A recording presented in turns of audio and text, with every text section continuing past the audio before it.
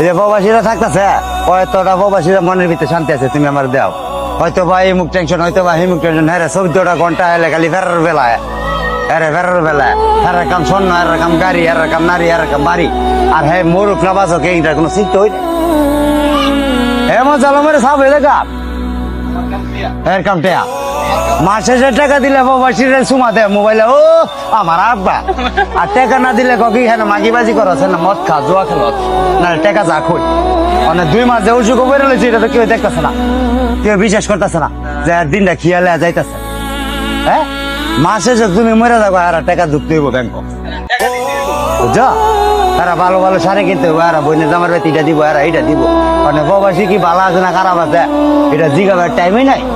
তুমি 10 বছর 8 বছর বিদেশ, 9 বছর 20 বছর করে আইছো, আয়া যা পরিবারে যাই লঞ্চনা যা কামাই আছে সব হেরার প্রতি ডাইলা দিচ্ছ, বাইতেছে বদা তোমার ওজোরাটা ছাড়া কিছুই নাই।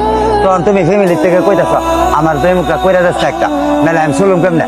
তখন গিয়া দাও তোর জীবনে তুই আমরা কি দিছ, তুই যেটা দিছ সেটা সংসারে টেয়ে হয়েছে না, তোরে কি করে জান তোরটা তুই বুঝ। এমন পরিস্থিতি শিকার আমি, নাহলে আমি আজ বিদেশ করে আমার ঘরে উঠে চাল থাকতো না কেন?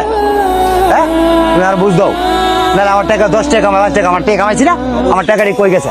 আমার জব দিয়ে দাও।